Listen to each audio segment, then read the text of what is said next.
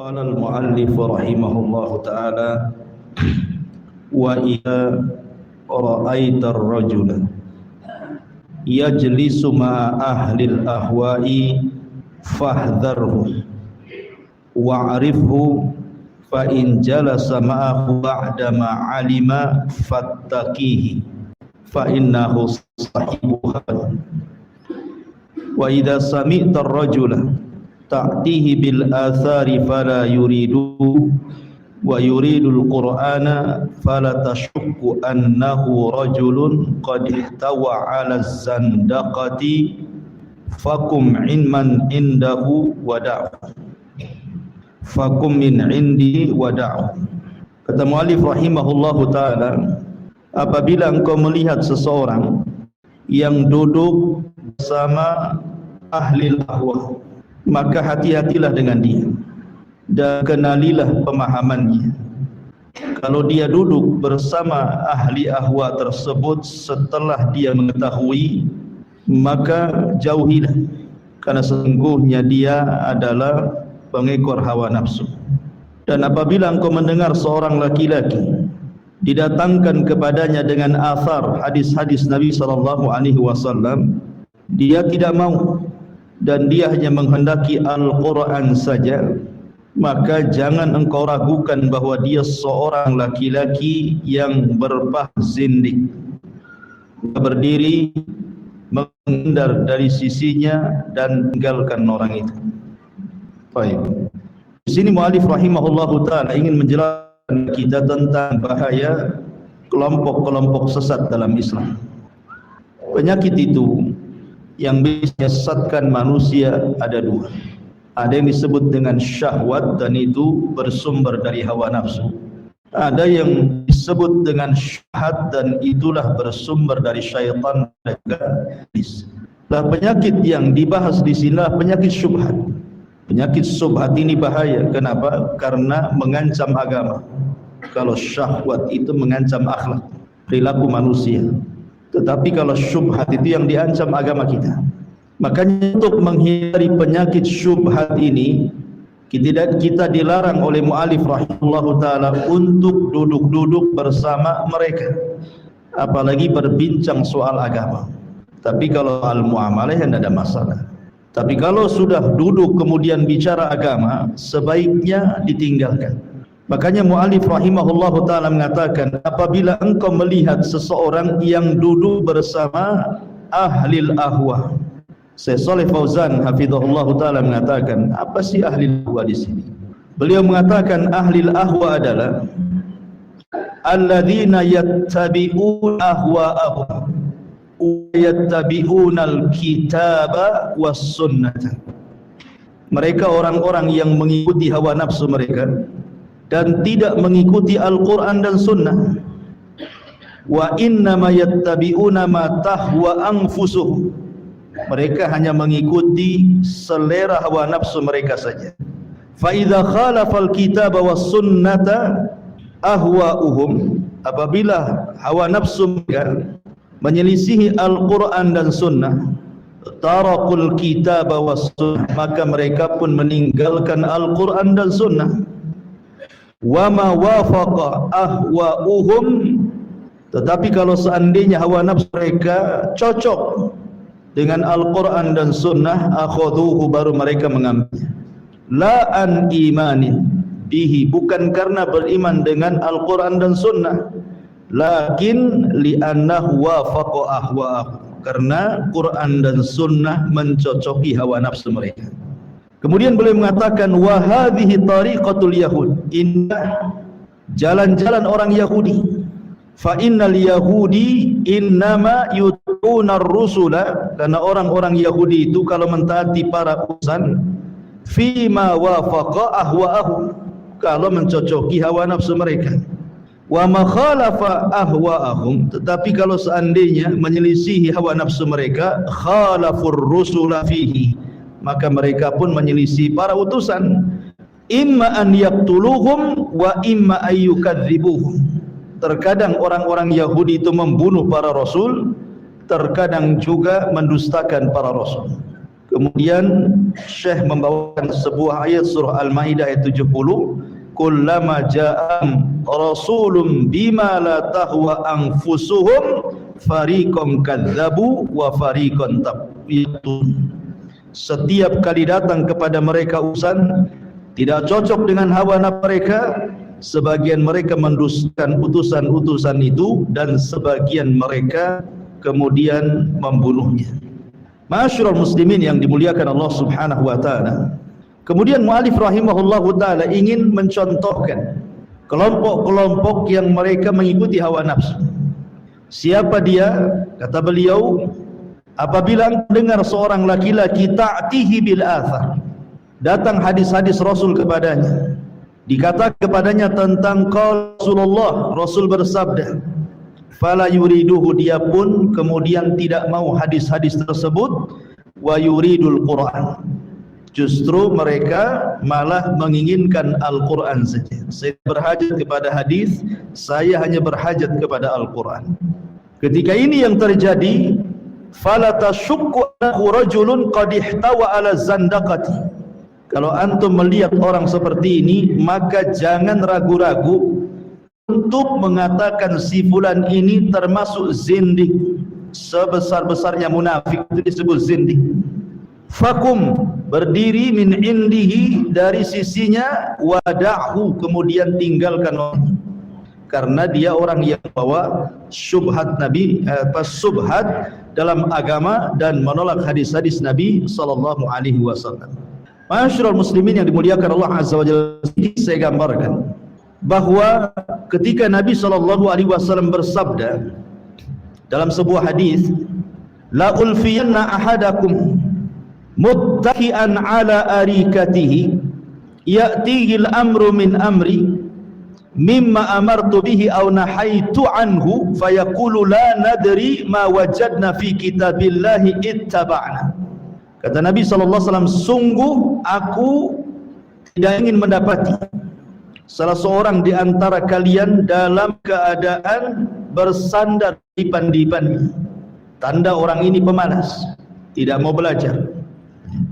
Datang kepadanya suatu perkara agama baik dari perintah yang aku perintahkan atau dari larangan yang aku larang kepadanya, tiba-tiba orang ini mengatakan, kami tidak tahu apa yang kami temui di dalam Al-Quran kami lakukan, adapun yang tidak ada dalam Al-Quran ya kami tinggalkan.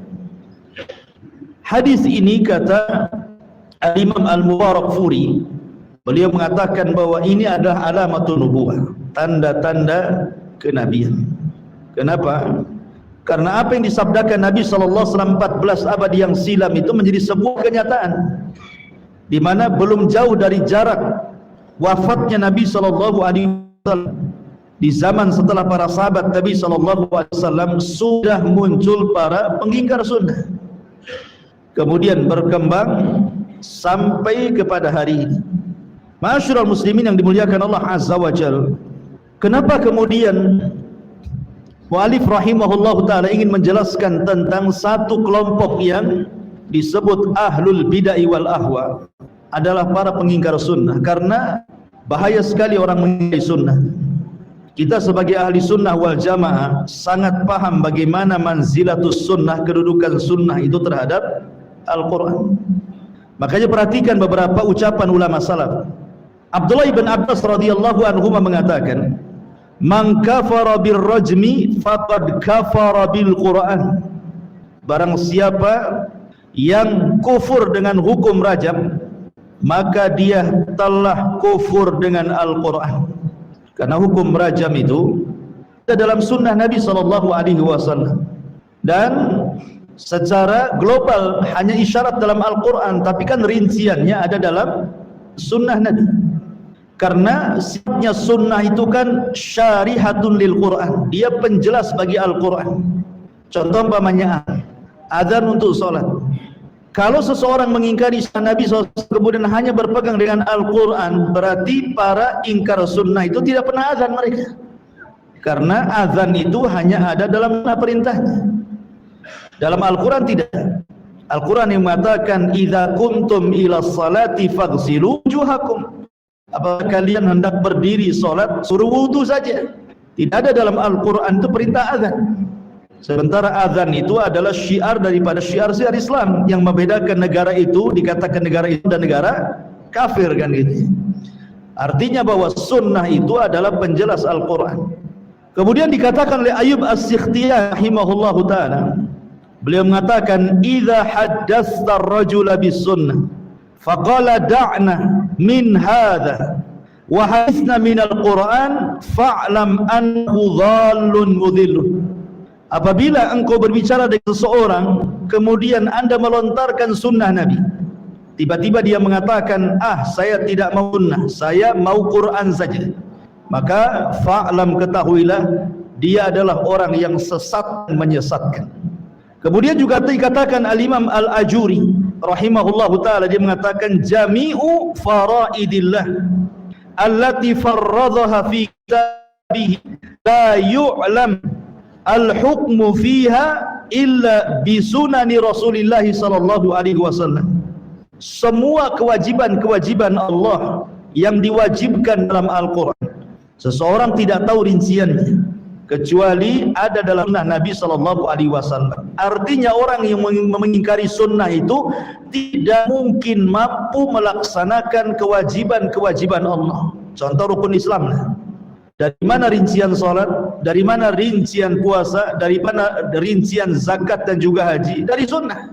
Karena Quran kan hanya global, memerintahkan aqimis salat, salat kamu, gitu ya. Tapi kan rincian dari takbiratul ihram, gerakannya, bacaannya sampai kepada salat tidak ada di Quran. Kemudian juga rincian batal-batalnya, ya, dijelaskan dalam Quran. Cuman Al-Quran mengatakan perintah puasa saja, alladzina amanu kutiba alaikumus syiyam, kan itu. Rincian-rinciannya tidak ada dalam Quran. Kemudian juga zakat, nisab-nisabnya tidak disebutkan dalam Al-Quran, haul dan nisabnya. Begitu juga haji, manasik-manasiknya tidak ada. Jadi kata Imam Al-Ajuri di sini bahwa kalau orang mengingkari sunnah sama dengan meninggalkan semua kewajiban Allah yang Allah wajibkan dalam Al-Quran. Bahkan lebih parah daripada itu, perhatikan suratul Lahab. Allah mengatakan, tabbat siyada abi lahabi wa tab ma'aghna anhu maluhu wa ma kasab sayasla naran dzata lahab wa imra'atuhu hammalatal hatab fi jidha hablum min masad. Celaka kedua tangan Abu Lahab dan celaka.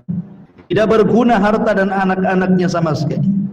Dia akan masuk ke neraka yang menyala-nyala. Dan istrinya yang membawa kayu bakar kemana-mana, nanti di lehernya akan dibuat sabut api yang menyala dan membakar kepalanya. Pertanyaannya, Abu Lahab ini salah apa? Kenapa diancam neraka? Salah apa dia? Quran tidak menjelaskan kesalahannya. Masa ujung-ujung Abu Lahab masuk neraka, istrinya masuk neraka. Lah emang salah apa Abu Lahab itu? Quran kan tidak menjelaskan kesalahannya kan? Kalau memang orang itu berpegang dengan Al-Quran saja tanpa sunnah, berarti menisbatkan zaliman kepada Allah. Abu Lahab tidak salah, kenapa kemudian Allah azab? Datang sunnah menjelaskan kesalahannya. Abu Lahab adalah orang yang pertama menentang Rasul kan? Kemudian disebutkan sejarah.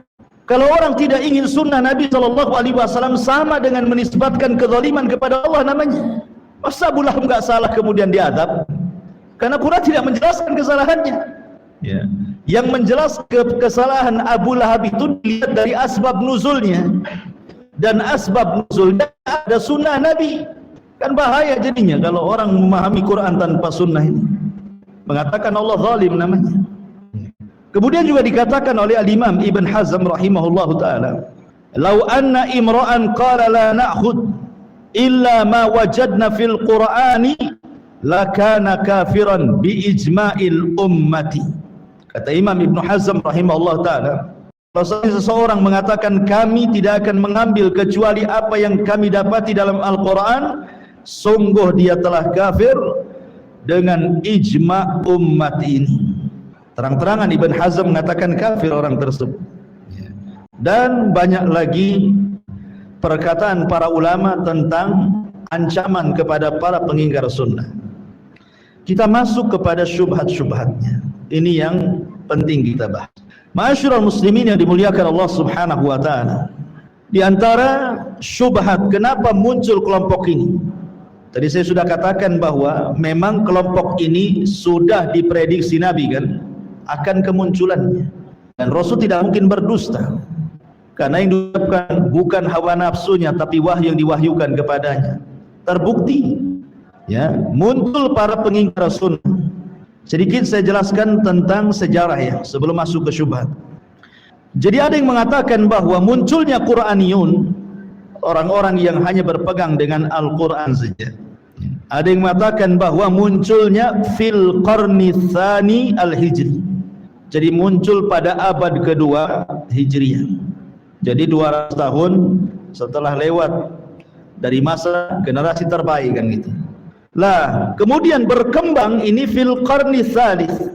Pada abad ketiganya ini mulai berkembang, disebutkan di dalam kitab Al-Milal wan Nihar, ketika kemudian datang orang-orang Inggris kemudian menyerbu ataupun menjajah orang-orang India, maka mulailah kemudian pemikiran-pemikiran tentang pengingkaran sunnah Nabi SAW itu muncul di India. Jadi negara yang pertama kali memunculkan pemahaman ini adalah di India saja. Kemudian tersebar sampai ke Irak, ke Libanon, sampai ke negeri kita dan negeri sebelah Malaysia, dan hampir semua negeri ada pemahaman ini. Apalagi kemudian kalau kita lihat di Mesir ada Jamiah Ibnu Khaldun, sekarang sudah ditutup dia, yang didanai oleh orang-orang Amerika. Itu juga melahirkan tokoh-tokoh ingkar sunnah, sampai kemudian berseberangan dengan Mufti Azhar. Akhirnya mereka masuk ke penjara. Ketika keluar mereka hijrah ke Amerika, kemudian menyebarkan pemahamannya di sana. Muncullah kemudian pemahaman-pemahaman liberal yang semacamnya. Salah satunya adalah pengingkaran terhadap sunnah Nabi SAW. Jadi orang yang mengingkari sunnah itu tujuannya adalah 3. Pertama, memang hendak menghancurkan agama, memutus antara hubungan kita dengan Allah Subhanahu wa taala. Dan yang paling bahaya, karena mengingkari sunnah kan sama dengan menghancurkan agama. Bagaimana kita bisa menyembah Allah kalau tanpa sunnah? Karena solat itu rinciannya ada dalam sunnah. Bagaimana caranya kita menyembah Allah? Jadi orang yang mengingkari sunnah tujuannya memang menghancurkan agama, membuat keraguan-raguan orang itu untuk beragama. Kemudian juga yang kedua, bahwa tujuannya adalah mereka hendak membatalkan Al-Quran itu sendiri. Karena kalau seandainya orang itu hendak memahami Al-Quran sampai kiamat nggak paham-paham Quran itu, kalau tidak dijelaskan oleh sunnah, macam mana cara memahami Al-Quran tanpa sunnah? Ya seperti contohnya tadi tentang kasus Abu Lahab. Akhirnya orang rancau gitu, masa orang tidak bersalah masuk neraka? Akhirnya secara kemudian langsung ataupun tidak langsung mereka hendak membatalkan Al-Quran. Kemudian juga yang ketiga, mereka hendak mengagungkan akal dan membuang nas daripada Al-Quran atau sunnah Nabi. Karena para pengingkar sunnah itu hujahnya lebih banyak menggunakan akal mereka. Makanya mereka disebut ahlul ahwa, pengekor hawa nafsu. Inilah yang kemudian 3 poin ini kenapa munculnya gerakan-gerakan pengingkaran sunnah Nabi SAW. Baik, syubhat yang pertama, mudah-mudahan cukup waktunya. Di sini ada 7 syubhat. Ya. Yang pertama, mereka mengatakan bahwa sunnah itu berbeda dengan Al-Quran. Mereka menganggap bahwa sunnah itu berbeda dengan Al-Quran. Karena sunnah itu dicatat belakangan, dikumpulkan belakangan. Beda dengan Al-Quran, kata mereka. Al-Quran itu sudah dicatat sejak zaman Nabi SAW, bahkan ada yang disebut kutabul wahyi, para penulis wahyu. Tapi kan sunnah itu belakangan, baru terkumpul oleh para ulama-ulama hadis katanya. Sehingga keotentikannya dipertanyakan. Bisa saja kemudian mereka tersilap ataupun mereka sengaja membuat-buat apa yang tidak diucapkan Rasul, dimasukkan ke dalamnya. Ini yang paling kuat hujah mereka mengatakan seperti itu. Maka kita katakan sebenarnya Al-Quran dan Sunnah itu juga ditulis, maksudnya dikumpulkan secara utuh. Itu belakangan, bukan hanya Sunnah saja, Quran pun sama. Karena para kutabil wahyu, para penulis wahyu itu memang banyak kan, ada yang mengatakan sampai sekitar 42 sahabat yang menulis wahyu. Ada juga yang mengatakan tidak sampai, hanya 25 atau 26 para sahabat Nabi SAW. Di antaranya dari kalangan muhajirin, khulafaur rasyidin, Abu Bakar, Umar, Utsman, Ali, mereka para penulis wahyu. Kemudian juga ada Khalid ibn Sa'id ibn As, Amir ibn Fuhaim, Arqam bin Abi Arqam, Hatib bin Amr, Zubair bin Awam, Talha bin Ubaidillah, dan begitu seterusnya dari kalangan muhajirin. Kemudian dari kalangan Ansar namanya Abi Ayyub al-Ansari. Kemudian Khalid ibn Zaid. Kemudian yang masyhur Ubay ibn Ka'ab, Zaid ibn Thabit, Abdullah ibn Rawaha, Mu'ad ibn Jabal, dan banyak sekali. Kemudian setelah Hudaybiyah muncul lagi para penulis wahyu seperti Abi Sufyan dan anak-anaknya, Muawiyah bin Abi Sufyan. Kemudian juga Sa'id ibn As, Mughirah ibn Syu'bah, Amr ibn Ashrahbil ibn Hasanah, dan begitu seterusnya. Para kutabul wahyi ini, mereka ketika menulis wahyu, mereka itu tidak memiliki secara utuh. Pamannya Abu Bakar, mungkin dia mencatat surah Al-Baqarah, Ali Imran saja. Kemudian sahabat yang lain Al-An'amnya, kemudian sahabat yang lain Al-A'rafnya, kemudian sahabat yang lain Asy-Syura'nya, kemudian sahabat lain Qaf Nunnya, namanya begitu. Jadi tidak ada satu sahabat itu yang mengumpulkan satu Al-Quran. Jadi masih bercecer di tangan-tangan para sahabat itu. Karena setiap Nabi turun wahyu itu memanggil beberapa sahabat yang disebut kutabul wahyu, tolong tulis. Jadi tidak ada yang khusus gitu yang mencatat dari awal sampai akhir. Lah, ma'asyiral muslimin yang dimuliakan Allah Azza wa Jalla, setelah Rasul meninggal, kemudian Abu Bakar Siddiq radhiyallahu anhu yang berkuasa, terjadilah perang melawan siapa? Musailamah al-Kadzdzab. Kemudian 70 syuhada dari kalangan hufadzul Quran banyak meninggal di perang Yamamah ini. Banyak hufadzul Quran yang meninggal dunia, 70 lebih para sahabat yang mutqin dalam Al-Quran mati syahid di perang Yamamah ketika melawan Musailamah al-Kadzdzab. Ada kekhawatiran dari Umar bin Khattab radhiyallahu anhu, kalau para penghafal Quran itu gugur satu persatu, nanti Quran akan ditinggalkan. Karena memang ihtimamnya para sahabat Nabi sallallahu alaihi wasallam itu ketika berhadapan dengan Al-Quran lebih banyak dihafal dibandingkan dicatat. Jadi para sahabat itu lebih suka menyimpan Al-Quran di dalam dada dibandingkan dalam tulisan. Namanya dhabtus sadri. Ya, ada juga dhabtul kitabah, tetapi kebanyakan para ulama salaf dulu, para sahabat, para tabi'in, mereka lebih kepada hafalan dibandingkan ada tulisan. Jadi kalau seandainya kemudian satu persatu gugur dalam peperangan kan, sementara himamnya mereka, semangatnya mereka meletakkan Quran dalam dada-dada mereka, secara otomatis nanti Quran akan ditinggalkan kan itu.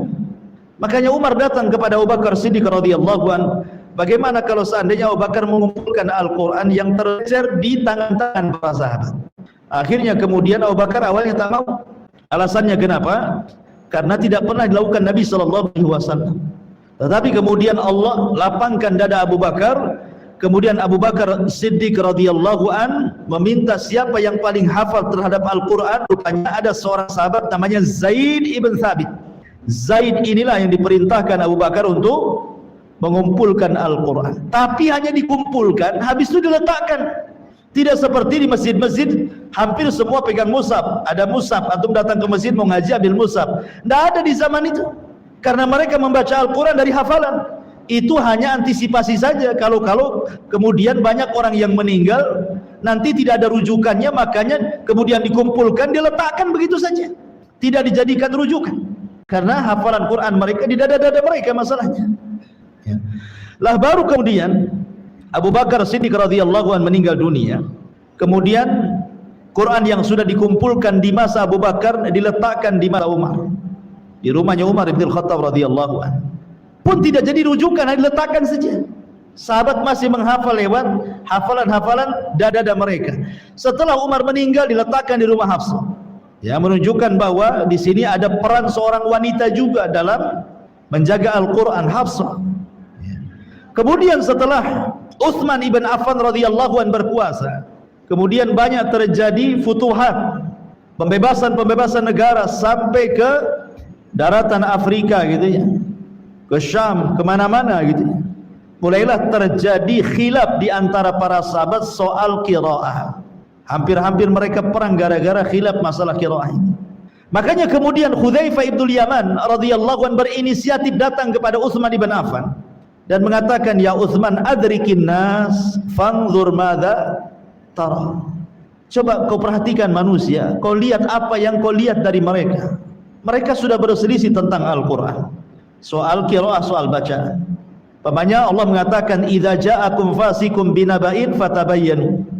Sebagian sahabat mendengar idza ja'akum fasikum binaba'in fatatsabbatu. Ada yang mengatakan fatabayyanu, ada yang mengatakan fatatsabbatu. Sama maknanya. Innallaha huwal ghaniyul hamid. Innallaha ghaniyul hamid tanpa huwa. Kemudian tajri min tahtihal anhar, tajri tahtahal anhar. Ada minnya di sini. Mulai sahabat ini yang satu dengan yang menyalahkan. Sampai kemudian hampir berperang di antara mereka. Maka Utsman ibn Affan radhiyallahu anhu ketika itu berfikir, demi kemaslahatan kaum muslimin semuanya, maka Utsman kemudian memerintahkan pakar-pakar Quran untuk kemudian menyatukan qiraah. Menyatukan qiraah, jangan ada yang berbeda satu qiraah satu dengan qiraah yang lainnya. Dan lembaran-lembaran mushaf di tangan-tangan para sahabat yang sifatnya qiraatus syadzah, bacaan-bacaan yang menyelisihi, yang tidak muttafaq alaihi, yang mujma' alaihi gitu ya, maka oleh Utsman bin Affan dibakar tuh. Dibakar, kemudian dikumpulkan menjadi satu yang disebut dengan mushaf iman. Di sini ada perbedaan tentang Utsman bin Affan radhiyallahu an dengan Abu Bakar Siddiq radhiyallahu an. Kalau Abu Bakar Siddiq hanya mengumpulkan Al-Quran, tapi kalau Utsman itu mengumpulkan manusia di atas Quran. Karena Abu Bakar, di zaman Abu Bakar kan tidak ada berselisih tentang Quran kan. Ya Abu Bakar ya kumpulkan saja, tapi di zaman Utsman mulai berselisih. Makanya Abu Bakar itu hanya sekedar mengumpulkan Al-Quran, tapi Utsman lebih daripada itu mengumpulkan manusia di atas Quran, supaya jangan berselisih lagi.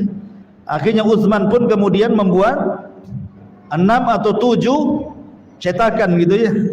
Kemudian dikirim ke Yaman, dikirim ke Mesir, dikirim ke Kufah, ke Basrah, ke Syam, ke Madinah, kemudian di Mekah, supaya semua negeri bawahan Islam tidak ada yang berselisih lagi soal qiraah, karena sudah ada mushaf namanya mushaf iman.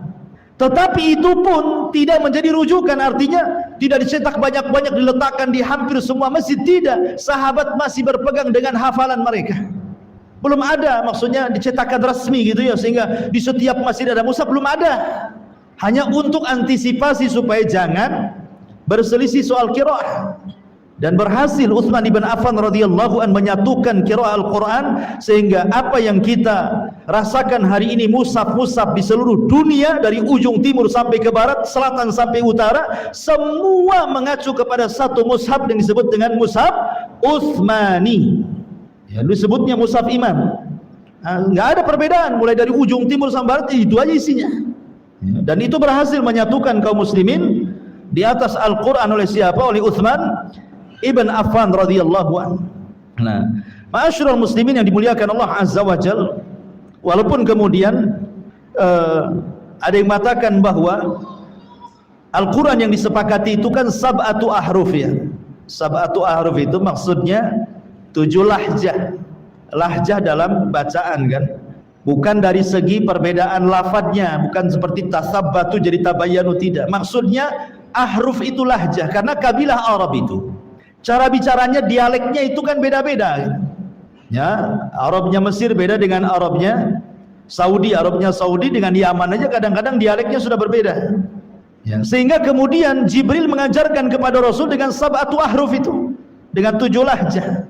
Walaupun yang sampai kepada kita kan, yang dicetak buku-bukunya itu, yang kita kenal kan cuman 4 saja. Ada namanya qiraah hafaz dari Asim ya. Ada namanya qiraah Warash dari Nafi yang tersebar di Libanon sana ya. Kemudian ada namanya Qalun dari Nafi. Nah, itu juga ada Qalun dari Nafi juga. Kemudian ada namanya Ad-Duri dari Ibnu Umar radhiyallahu anhu. Ini yang banyak gitu. Sehingga jangan heran kalau seandainya ada perbedaan lahjah. Ada orang membaca wadduha, ada yang membaca wadduha. Memang begitulah aja. Ya, yang menyalahkan itu karena tidak paham saja. Dari sini bahwa kita kembali ke pembahasan bahwa penulisan Al-Quran juga pengumpulannya kan belakangan setelah Rasul meninggal, bukan di zaman Nabi kan? Bukan di zaman Nabi, tapi di zaman Utsman ibn Affan barulah kemudian terjadinya Quran yang bercecer itu menjadi sebuah mushaf. Baik, kembali kepada hadis Nabi SAW. Hadis Nabi SAW sebenarnya bukan dikumpulkan belakangan. Di zaman Rasul juga sudah ada yang mencatat hadis. Contoh umpamanya Abdullah ibn Amr ibn As yang dikatakan oleh Abu Hurairah radhiyallahu an, tidak ada satupun sahabat yang lebih hafal dibandingkan diriku kecuali, kata Abu Hurairah, Abdullah ibn Amr ibn As. Kenapa? Karena aku menghafal, dia mencatat. Ya, artinya sudah ada yang mencatat hadis kan? Sampai-sampai ketika itu Abdullah ibn Amr ibn As datangi oleh tokoh-tokoh Quraisy dan mengatakan, ngapain kau ini nulis apa yang dikeluarkan dari lisan Muhammad? Bukankah Muhammad itu terkadang bicara dalam kondisi ridho atau kondisi marah gitu? Akhirnya sempat berhenti Abdullah ibn Amr bin As mencatat, lapor kepada Nabi SAW tentang perkataan para pembesar Quraisy itu. Tapi Rasul mengatakan, sudah, uktub minni, catat saja dariku, wa ma kharaja minni ilal haq, karena tidak ada yang keluar dari lisanku kecuali kebenaran. Sejak itulah Abdullah ibn Amr bin As nulis lagi. Artinya bahwa dari zaman Nabi SAW sudah ada yang mencatat hadis Nabi SAW. Kemudian Rasul juga pernah mengatakan kepada Abi Syah, ketika Abi Syah datang kepada Rasulullah, ketika Rasul berpidato, dia mengatakan, Rasul, aku tidak mungkin hafal pidatomu sebanyak itu. Nah, tolong catatkan untukku pidatomu gitu ya. Maka Rasul mengatakan kepada sahabat, tolong catat pidatoku, berikan kepada Abu Syah, katanya. Artinya Rasulullah SAW juga mengarahkan untuk mencatat hadis. Bahkan Umar ibn Khattab radhiyallahu an pernah niat untuk mentadwin. Mentadwin itu mengumpulkan semua hadis Rasul, jadikan satu buku. Umar bin Khattab itu pernah ada niat seperti itu. Tapi kemudian diurungkan niatnya. Kenapa demikian? Karena dia melihat bahwa ihtimam kepada Al-Quran lebih. Makanya kemudian Umar lebih memilih untuk datang kepada Abu Bakar dan mengumpulkan Al-Quran dibandingkan hadis Nabi. Tapi niatnya sudah ada. Makanya muridnya Umar ibn Khattab namanya Al-Kathir ibn Murrah ini, kemudian setelahnya mengumpulkan menjadi tadwinil ahadis. Jadi hadis-hadis dikumpulkan, tapi tidak sempurna. Sempurnanya baru di zaman Umar bin Abdul Aziz. Jadi Umar bin Abdul Aziz rahimahullahu ta'ala ketika itu memerintahkan dua ulama besar, namanya Abu Bakar ibn Hazm dan juga Ibnu Syihab atau dikenal dengan Imam Zuhri, meminta kepada dua ulama ini untuk betul-betul mengumpulkan secara sempurna semua hadis-hadis Rasul dijadikan satu buku. Memang tidak secara tertib. Baru yang mentartibkan secara tabwib bab itu kan ulama-ulama setelahnya. Baru ada bab sholat, bab puasa, bab ini kan ulama-ulama setelahnya kan. Karena ulama dulu itu yang penting dikumpulkan jadi satu, supaya jangan kemudian tercecer di mana-mana. Dan tentunya ketika para ulama mereka mengumpulkan hadis Nabi SAW, ikhwatu fiddin, mereka tidak sembarang mengumpulkan hadis. Mereka ada dhawabit, ada batasan-batasan. Mereka juga tahu mana hadis yang tidak benar, mana hadis yang benar. Karena tidak ada satupun umat dari umat-umat di luar daripada Islam yang memiliki perhatian kepada perkataan Rasul melebihi umat Islam. Nasrani tidak memiliki perhatian kepada ucapan-ucapan Isa. Yahudi tidak memiliki perhatian kepada ucapan-ucapan Musa. Hanya umat Islam yang memiliki perhatian kepada ucapan Rasul sampai kepada setiap kalimat, setiap huruf dalam kalimat itu dibahas.